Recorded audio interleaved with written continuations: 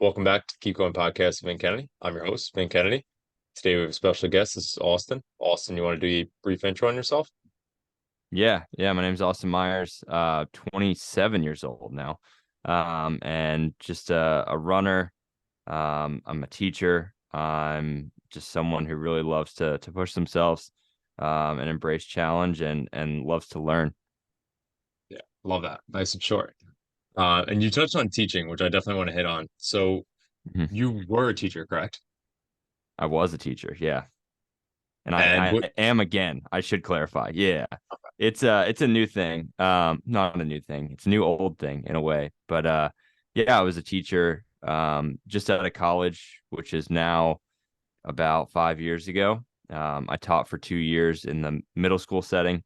And in that time, kind of realized that it wasn't for me long term. It wasn't something that I was passionate about. I felt like I had a skill set for it, but I don't think just because we have a skill set for something that there is necessarily always going to be a passion that accompanies that. And I recognized that and saw an opportunity to move away from the profession, at least for the time being, and to explore other interests. And a lot came of doing that. Running was something that I really was able to invest in, and was just a product of that initial decision to leave the teaching profession, I feel like. And got to explore, got to embrace some new opportunities. But with the way, life is trending right now, I kind of was just open to the opportunity to go back to teaching. It was available. I had connections in that space, especially being back in my hometown where I was initially teaching out of college. It's just, it's another season or stage of life that I'm in, and I'm really just trying to make the most of it.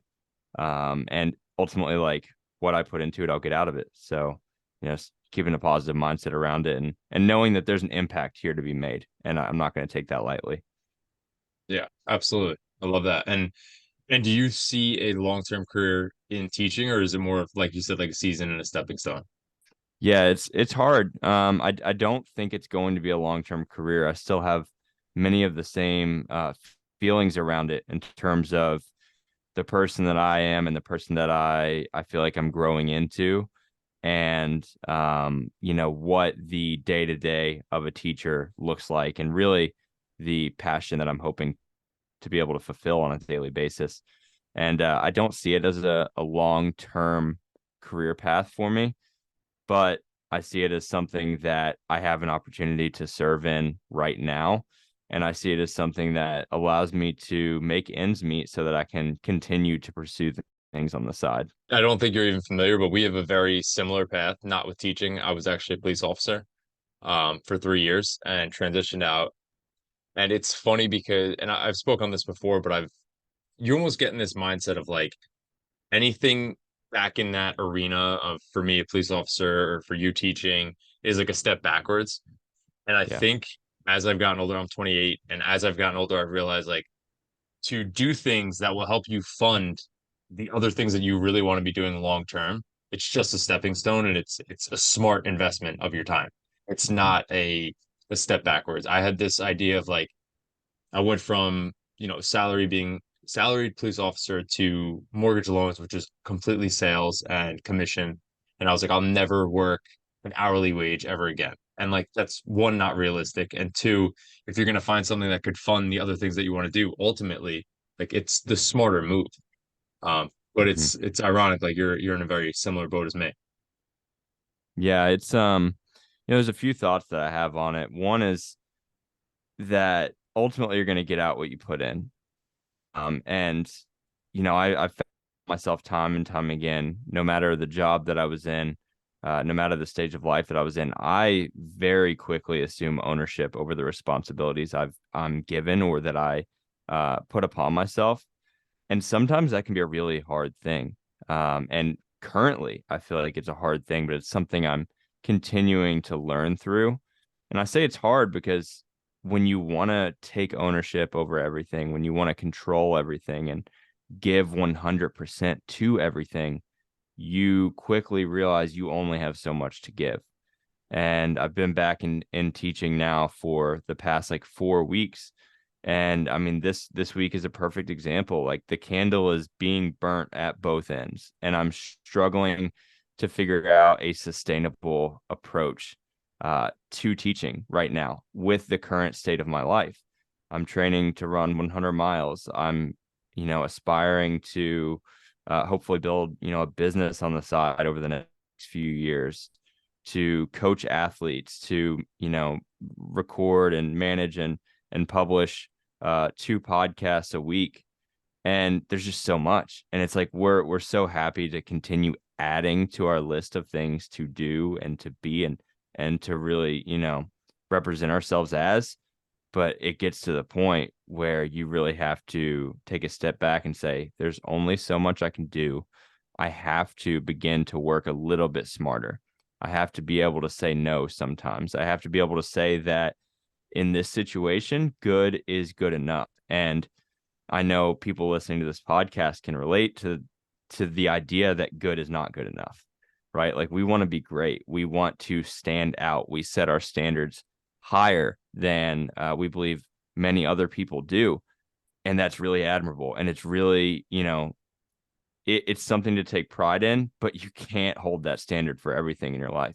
You have to be able to say that I'm going to give a little bit less here, maybe on a given day, maybe, in a given season of your life. Give a little bit less in one area so that you can invest more in another. Because at the end of the day, there's a lot of work to do and you still need to rest. And that's a lesson I'm learning throughout this week and throughout this season of my life. So true. And would you say that's something that was cultivated through athletics and running, or is that something that you've kind of always possessed? I feel like in some capacity, it's always been there. I do think that athletics were really, cornerstone piece to my growing up and who I've become now. I played hockey, ice hockey for 15 years. And I remember there was a really key lesson that I learned, probably late middle school, early high school. I just continued to see that if I just outworked the person next to me, some good would come of that. And it would allow me to stand out or to make a difference or to even just improve. I knew I would never have the most talent. And I still believe that.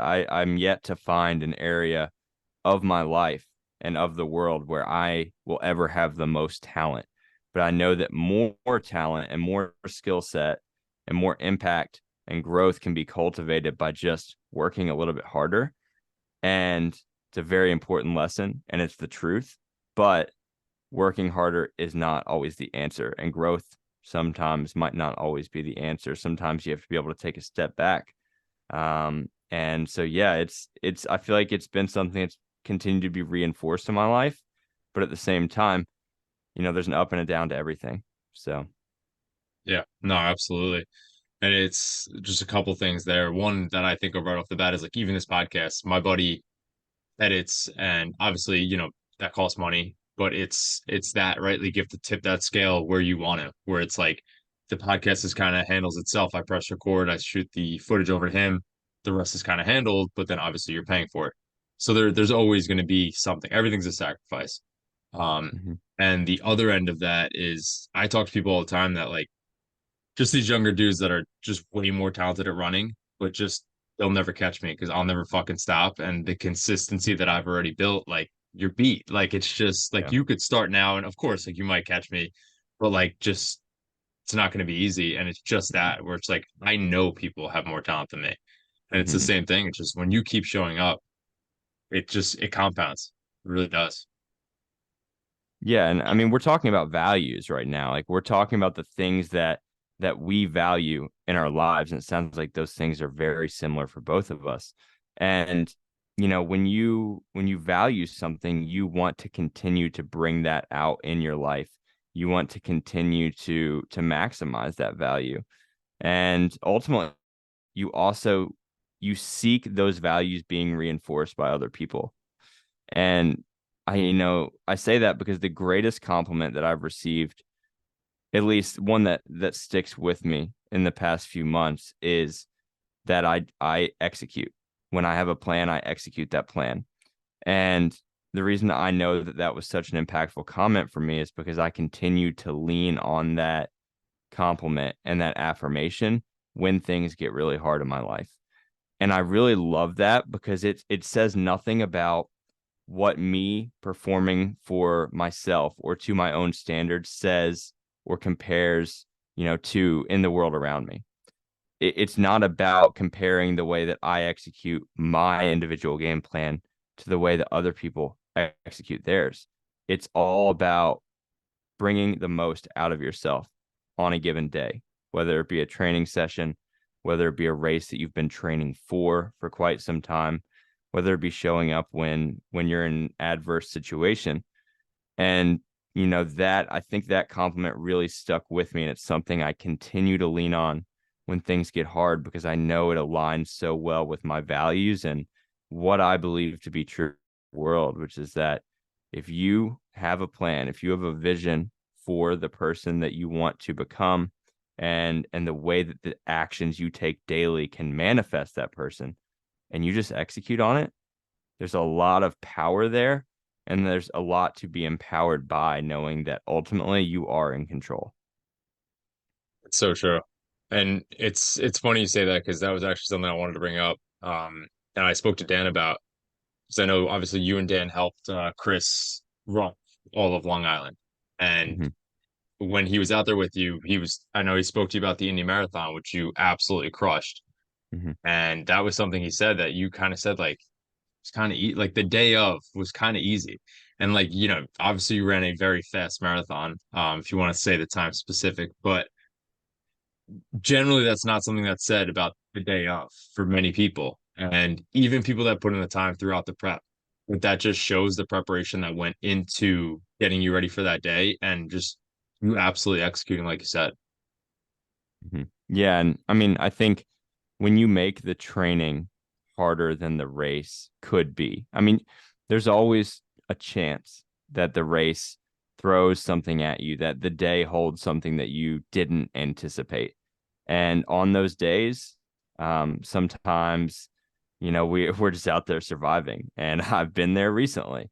But when you have that type of day that you trained for, and you train for in such a way that you've controlled all of the controllables and you've put yourself, I mean, I put myself in so many adverse situations, both intentionally and unintentionally, and just through amazing programming by my coach to really just run workouts that were so hard and so uncomfortable. And in the early stages of the prep, I was missing these workouts. Like for the first time in my life, I was unable to hit paces that were written for me.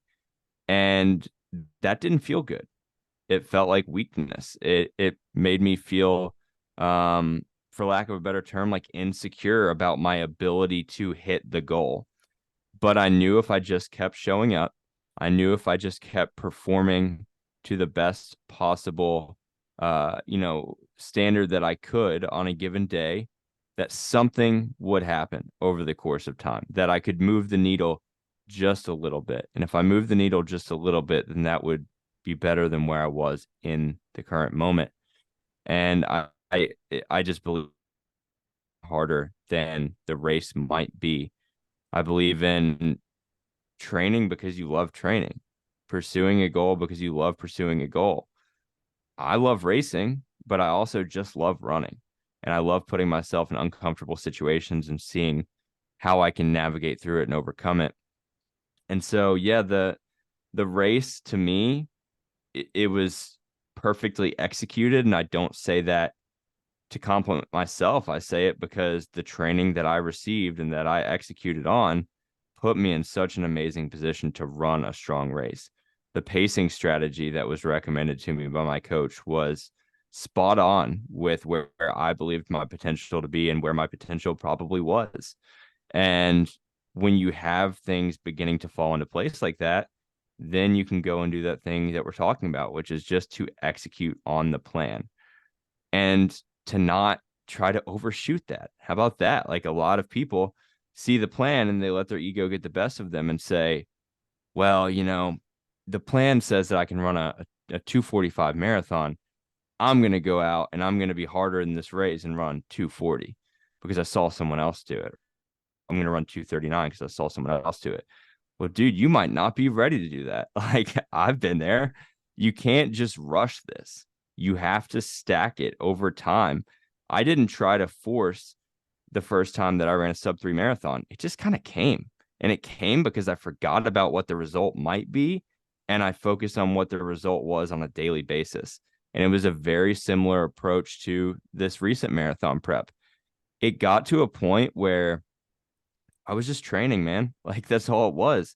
I knew there was a race we were training for, but I got in such a flow with training to where, like, I mean, I'm not an influencer or anything. So, like, it's not a big deal if I don't make an Instagram post. But I remember not wanting to make an Instagram post. Like, there was some part of me that's like, no, I'm just going to keep training. Like, there's a momentum here, and I'm not going to break that momentum up by talking about it. And I think that was like the month of September where I was just in it and embracing how hard it was, but also embracing like everything that was there to learn and to be gained. And all of that just came together to achieve the result that I was dreaming of. And honestly, like, even exceeding that goal that I had for myself. And when I really reflect on how the race felt compared to, the moments of training that I remember really fondly, the race flies by. And really all you find yourself left with is those memories of training, and then some of the feelings of the race, like the feelings of confidence, the feelings of um just composure, and knowing that, oh man, I am ready for this. Like, I did the work to get here. And the marathon continues to show me that, like, when you cross that finish line and you achieve the goal that you worked so hard for, just leaves you with that feeling that, like, what can't I do? Like, I just pieced together, 4 months of complete dedication. What if I replicated that dedication and work ethic to the other areas of my life for the next 4 months or for the next year? When I reflect on the last 2 years of running of my life, like, I didn't think I was going to come this far this quickly. I ran a 243 in that most recent marathon. A year and a half ago, I told my girlfriend Abby, I said, lifetime goal for the marathon, I think, is 245.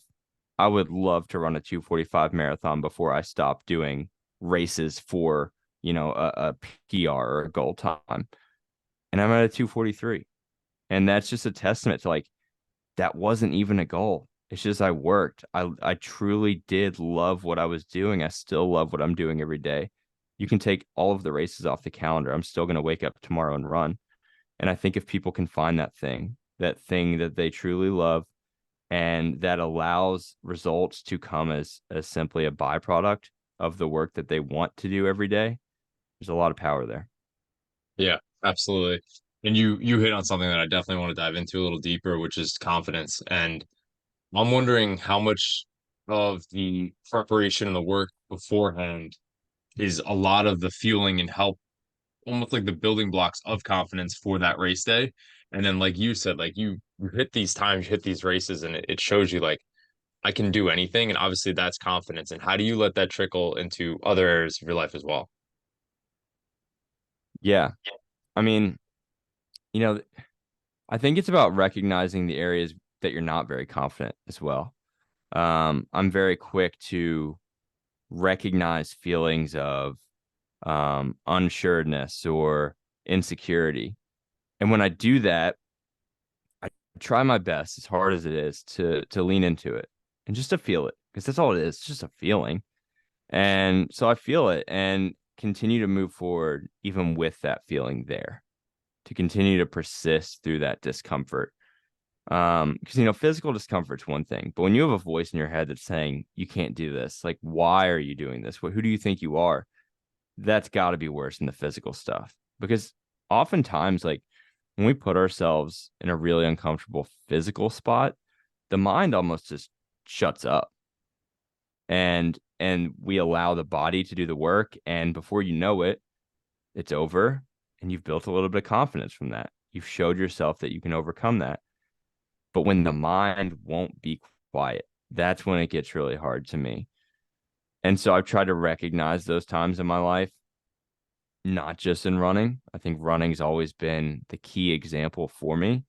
But now, I mean, teaching's a perfect example to me. Like I have not much confidence in teaching right now. I mean, I'm coming back to a really challenging profession after being away from it for 2 years. And it's also coming back to a profession that I know I don't want to do for the rest of my life. And teaching, and maybe your past career field's a good example of this as well. When you enter a service field like that, people love it. People want to do it for the rest of their lives. And it's an amazing thing to commit your life to. But when you don't have that in your heart, that's a really challenging thing to face every day. When you see people, there's a saying, and I wish I could remember the exact words of it, but it's like, if you try to fake the thing that you're passionate about, and then you find yourself in a room full of people who are passionate, truly passionate about that thing, like you're going to be embarrassed. And that feeling is what I feel sometimes, not all the time, but sometimes when I'm teaching, because in the back of my mind, I'm also thinking about what I want to build on the side. I'm thinking about what I could be doing maybe if I wasn't at work. And the word there also is work. Like there's a difference between work and career. And so all of that goes back to confidence, because you can't fake what you're truly passionate about. You can't fake what you're truly willing to work for. And that voice in your head will talk to you when you don't want it to. And when it's talking to you, you have to make that conscious decision to say, hey, I hear you. And I know this intuition is important and worth listening to. But at the same time, I need you to shut up real quick because I've got work to do. And that's a position I'm finding myself in much more often than I'd like to. But I also know that that applies to everything. If I can take that lesson, if I can take that feeling and push it to the side and say, we've got work to do, let's do the work. Over time, you build confidence to say that, yeah, I'm not going to be comfortable very often, but it's not about me being comfortable. It's about me doing the thing that I said I was going to do and that I'm supposed to do in this moment. Yeah, man. No, I totally, totally agree. And it kind of like leads right into the next topic I wanted to hit on, which is, do you think do you think work and purpose have to be aligned? Um, and obviously it doesn't. And then I'm wondering in your current situation, like how do you kind of find that balance? And then when do you tip that scale to go all in? Like what's a almost like a checkpoint for you that's like, okay, now it's time. Mm. That's an amazing question. My brain goes so many different directions with that one. I don't believe that work and purpose need to be aligned, but here's what I believe. I believe that you can find purpose in everything. If you believe that you have a reason for your being, and you do, and you have an impact, you can have that impact in any area of the world. You have the ability to serve others no matter what position you're in. Maybe it's not the position of service or the purpose that you dream of on a daily basis, but that doesn't mean that you can't show up every day and improve the lives of the person next to you. That doesn't mean that you can't produce, favorable outcomes for the business that you're working for and allow that to help others. Like there's purpose to be found everywhere. It's just I think we put on blinders because we see this thing, the grass is always greener, right? Like we see what we want and we almost believe that until we get that, we can't be happy or we can't be fulfilled or we can't be proud of what we do. That's something I've struggled with a lot. Telling friends like, yeah, I'm going back into teaching, and you know, they're proud for me, but am I proud of myself? I should be. It's an amazing career field. There's so much opportunity to positively impact the lives of others. And also, I can have fun with it. Like I'm just teaching things and I can bring an energy to that room that is uniquely mine. And everyone has something that they can uniquely bring to the environment that you're in each day. Whether it's your dream job or not, you have the ability to be that light that might not be there, or you have the ability to provide something that only you can provide.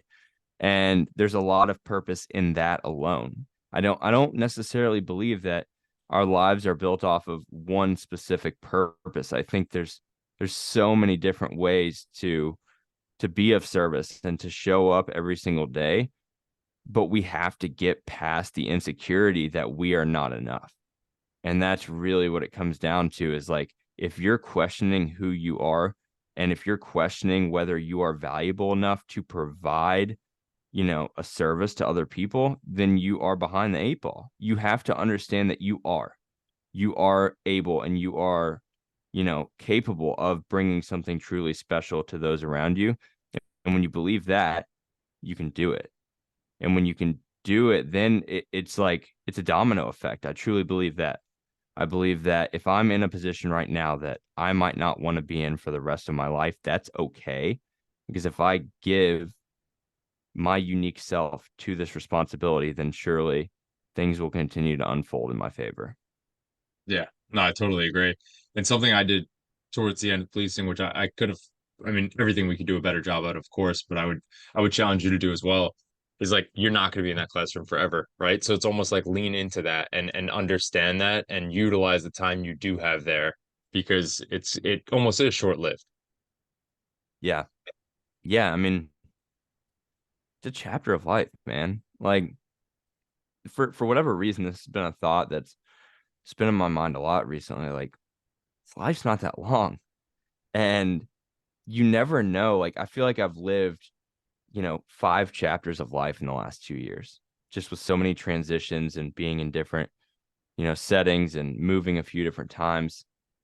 And it's amazing that no matter how uncomfortable you are in a given, season of your life, when you then go to the next season, you're going to miss some part of that past experience.